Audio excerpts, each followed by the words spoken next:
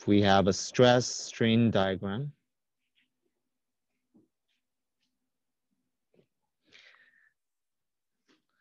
stress, strain. If we apply a stress, which is right there,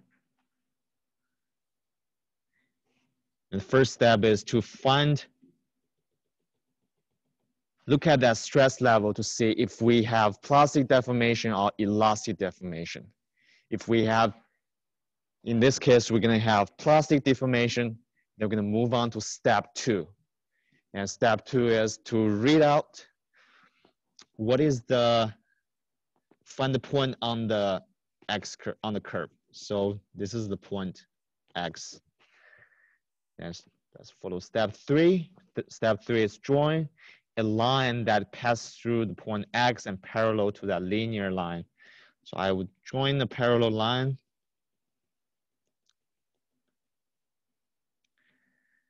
Pass through point X. That's our step 3.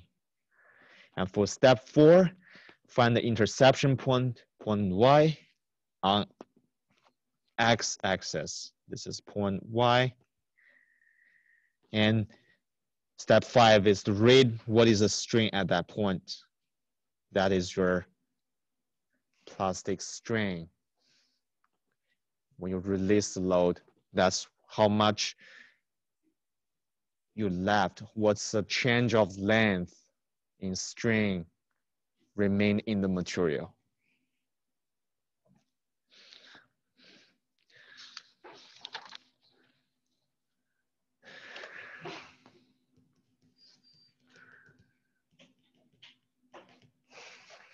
Okay. Any questions on this plastic recovering type of problems? Just follow those 5 steps and you will find the plastic strain. So that area that you just marked, that's delta L, that's the change in length that's left after it deformed? Yes, that's correct. So Michael is asking the area here from there to there, it's what it left, what the change of length left inside of the material after you release the load. Is that clear? And this length here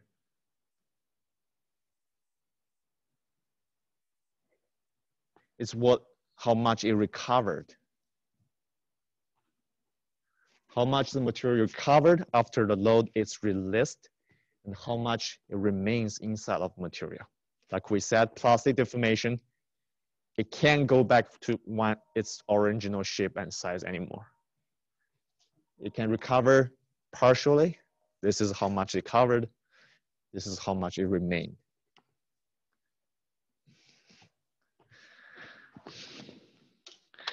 Okay.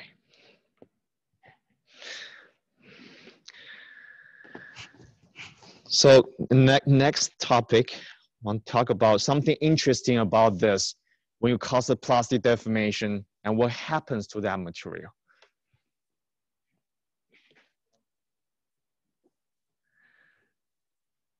If stress strain, if we apply a stress to a material, and this is at the beginning we have elastic deformation. If this is the yielding stress, if you keep increasing the load, eventually it will yield. And now we're starting to have plastic deformation. Then this is where the load and the maximum load we apply to a material to stretch it. Now the material has plastic deformation. Now I'm starting to release the load. What is happening is this load on the curve will go back, but follow the parallel line, go back all the way to until it hits x-axis.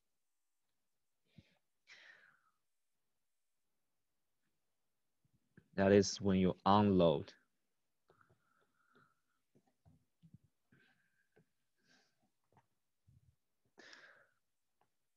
So start from the origin, get stretched. If you release it, follow this line back. I couldn't go all the back to the origin because there remained plastic deformation. Okay, now the interesting thing is, if the same material, you keep adding, now it goes back to that point. Start from that point. If you keep adding load to the material, it will follow this straight line back. Let's call this reload.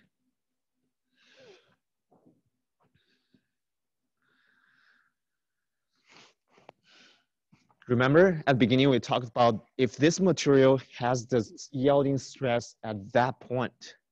Now if you reload that with the same material, and actually the materials become harder, the stress, the yielding stress, it's become larger. So it can actually go all the way back to here.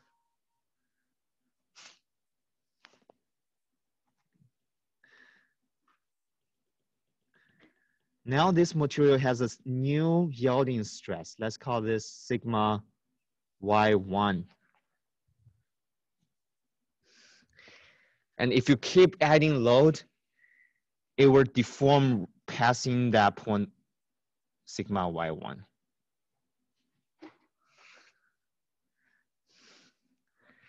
So here, sigma Y1 is larger than sigma Y.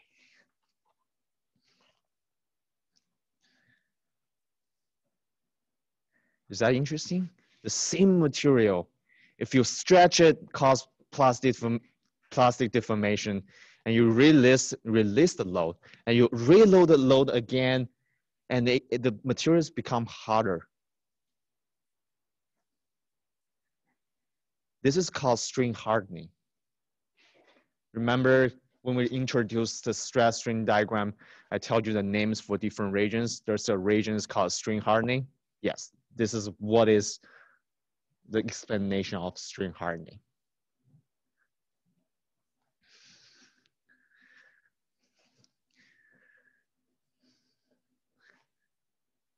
This is called string.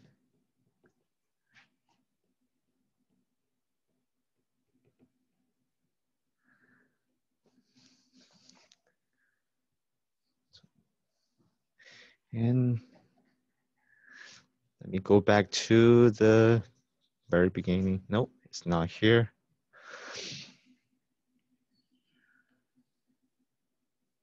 Oops. Oh, I couldn't find my previous notes, but anyway.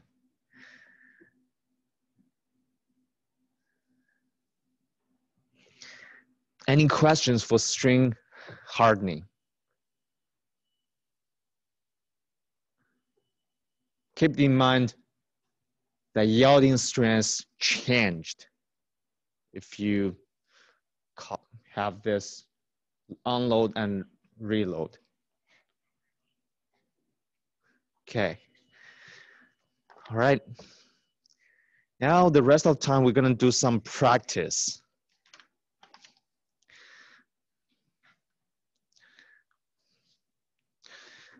Okay.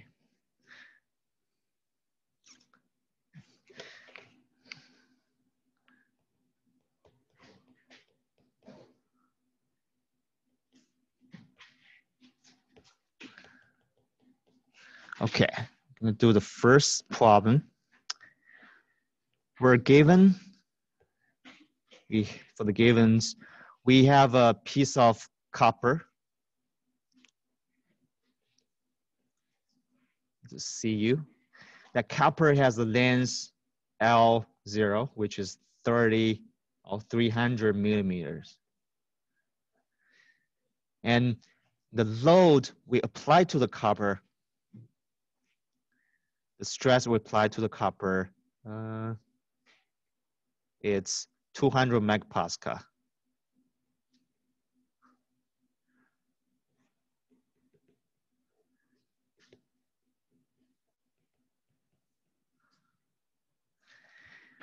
And we're given the Young's modulus for the copper.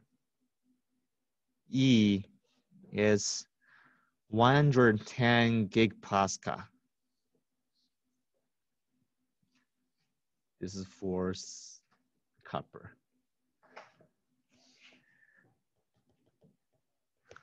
Okay, the first thing we want to find is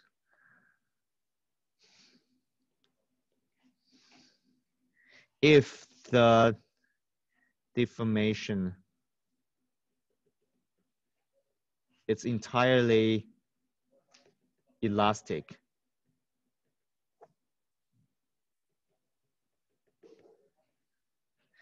And what is the resultant elongation?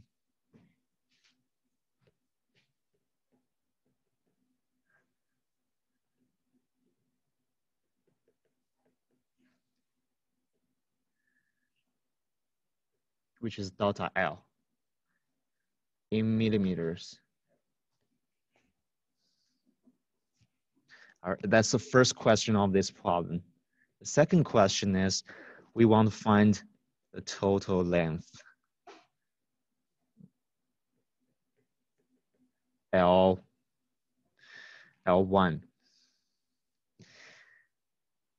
And the third question is, we want to find total length L2 when the tension is released.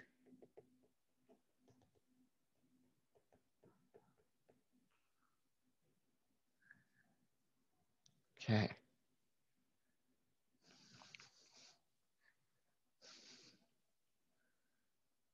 Okay, let's start from first question.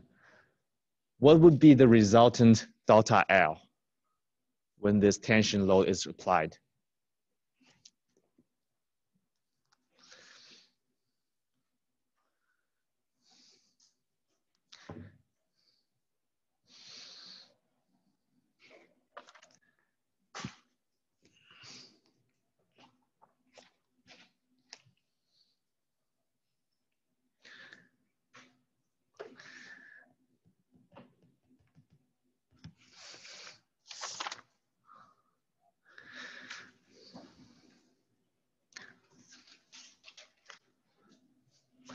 So we know the load, which is sigma. We know Young's modulus. And we want to find change of length.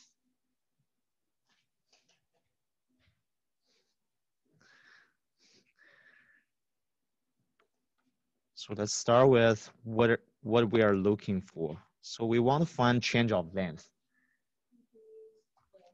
So the change of length is part of the equation for strain. Yep. And you can use stress and the Young's modulus to find strain. Yes, that's a logic. That's a simple logic.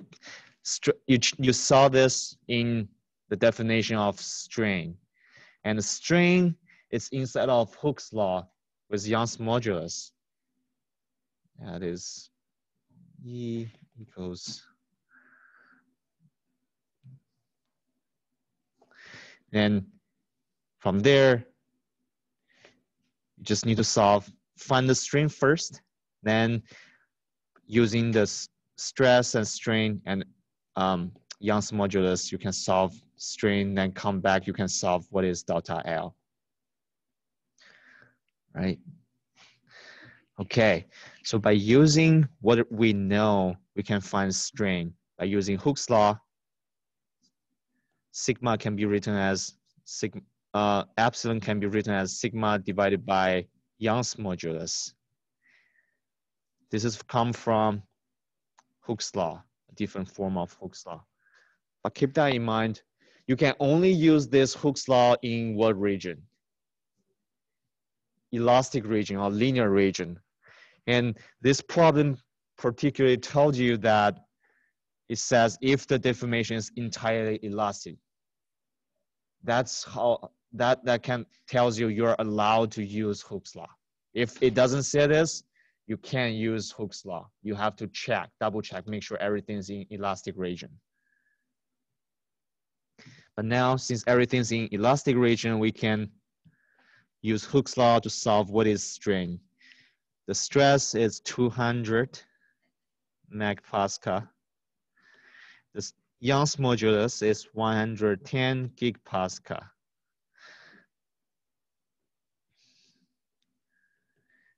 And we can convert gigapascal to megapascal. That is 110. Is that 10 to the third? 1, 2, 3.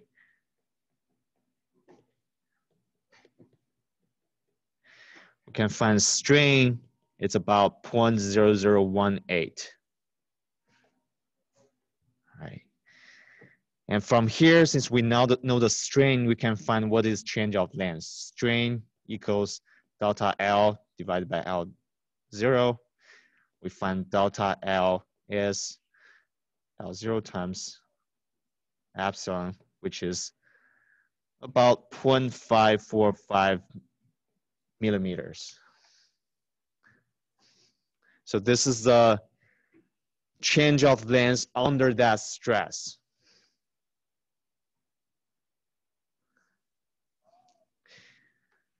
Now we're done with first question, right?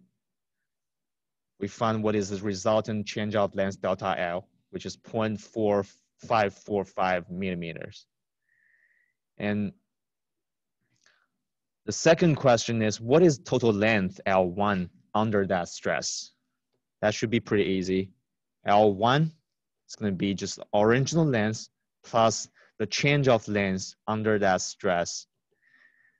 Have 300.545 meters. That's the new length under that stress. Okay. And the third question is ask you, what is the change of length? What is the new length of the material if you release the stress? In L2. So what is L2? L2 is just L0, right? They're equal because this is the elastic deformation, which is 300, nothing changed. 300 millimeter.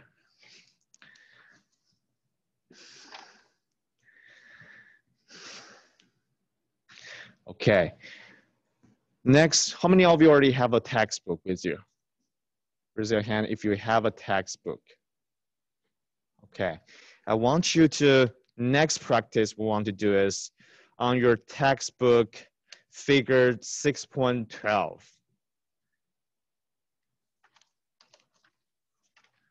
Take out your textbook, find page, I forgot what page is that, but it's the figure 6.12 is one of the examples. Who has anybody has a textbook so I can take a look? Okay. I don't want to touch it. You can try to find that 6.12 is under chapter 6. 6.12. Yeah, it should be that one. Let me take a picture of that one. So I can, no.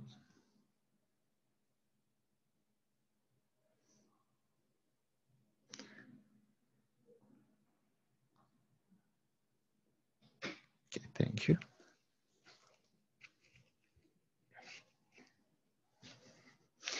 All right.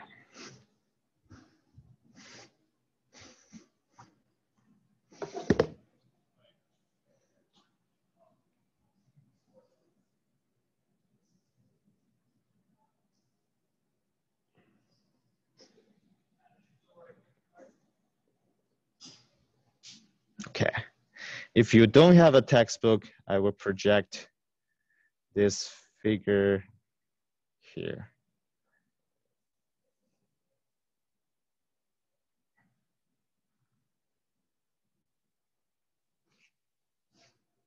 All right, can you all see it? Okay. Here for this problem,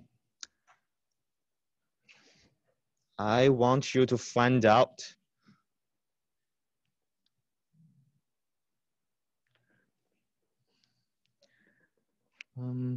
If we apply a stress that is 400 megapascal, and I want you to find out what is the length under that stress. Length and delta L, the change of length. And the second, I want you to find out what is L2 when sigma is released.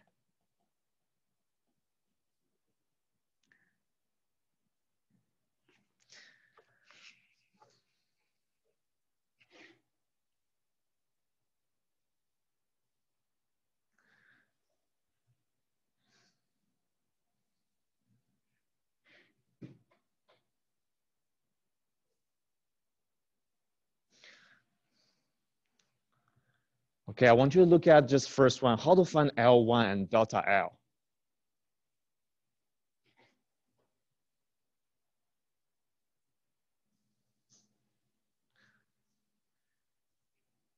I want you to think about this about 1 minute. I'm going to ask someone to tell us what's your plan to solve delta L and L1.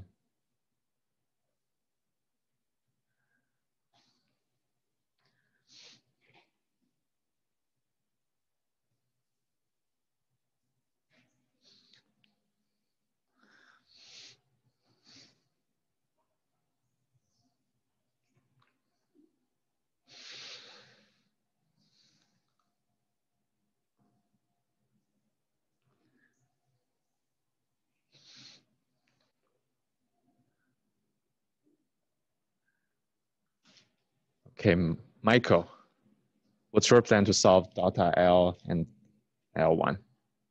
Use E and Hooke's law and your stress, and then solve to get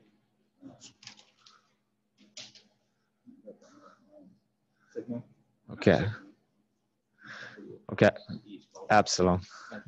Solve for epsilon and multiply that by your original length. Okay, just like what we did in the last example. Okay, then what's Young's modulus for this problem? Can we use the same Young's modulus?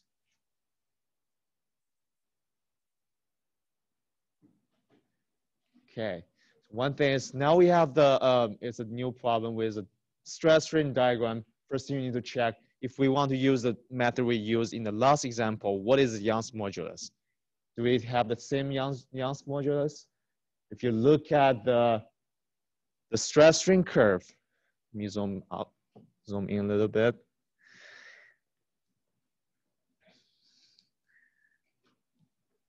This part, it's a zoom in figure of this section. Since here is very hard to read what are the values, so the zoom in just give you a zoom in figure out of that linear region. And you need to find out what is the Young's modulus. Looking at what's the slope of that line over there. I think in this case, Young's modulus, it's a little bit different. It's 100, wait a second. Yep, I think here, I have the picture taken here. It's about 93.4, 0.8. All right. And next, Michael said he wants to use Hooke's law. And we mentioned you can only use Hooke's law if the stress is in the linear region. So you need to double check that. Here's 200. Did I say 200? No, I said 400. So where's 400 on the diagram? It's right there. What deformation we have? Plastic. Can we use Hooke's law? No. If this is on your exam, sorry, 20 points are taking off from your 100. Okay. How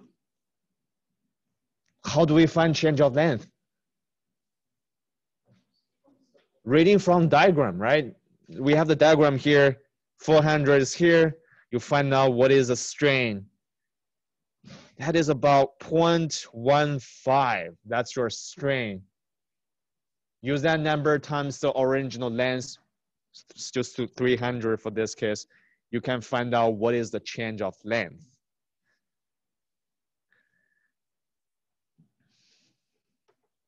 Yes. Okay, so for the first question, you read from diagram.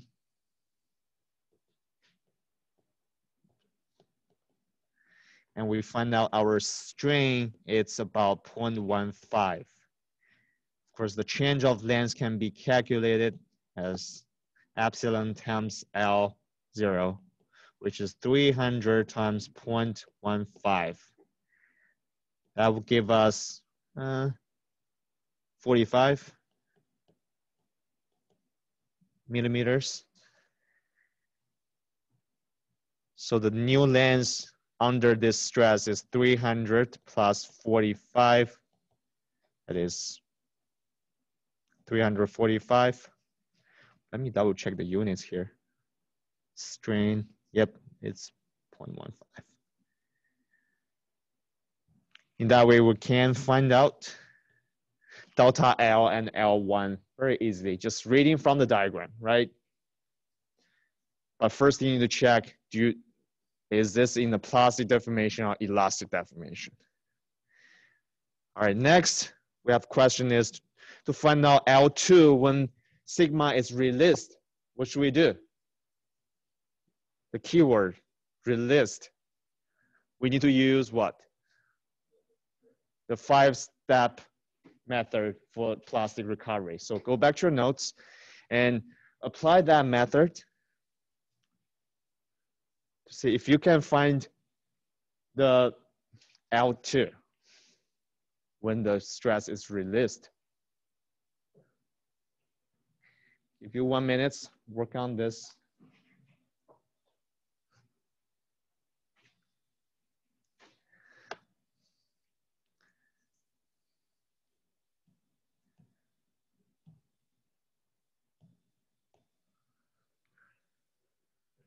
So first step is what? Determine if that is plastic deformation. We already did that, right? And second step is to find that point on the curve. 400 is there, you find the point X. And next step, draw a parallel line that passes through X. Okay, then you find another intersection on X-axis. This is our Y, point Y. And then you read what is the value of Y. It's about, oops, it's kind of in the middle, so it's 0.05. So this is 0.05. That's a strain, the plastic strain remain inside of material after your stress is released. And that's important information because that tells us what is the delta L. Delta L is L0 times 0.05. And that will give us, what, 15 millimeters. The new length is gonna be just LO plus L1 plus delta L, sorry. 315 millimeters. That's your new length after the load is released. It has this 15 millimeters of plastic deformation remain in the material.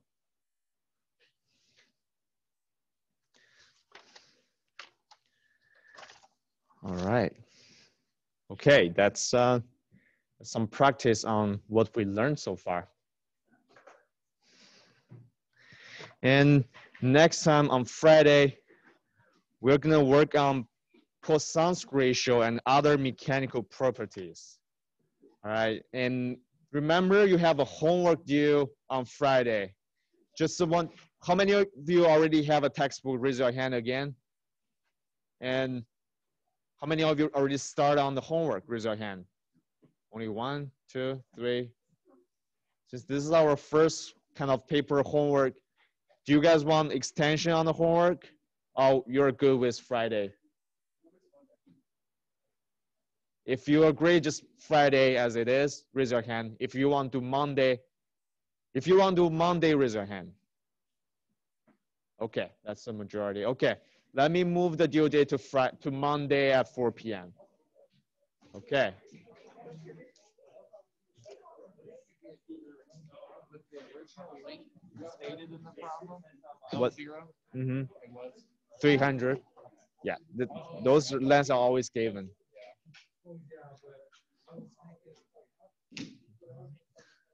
That's why I was saying, I still have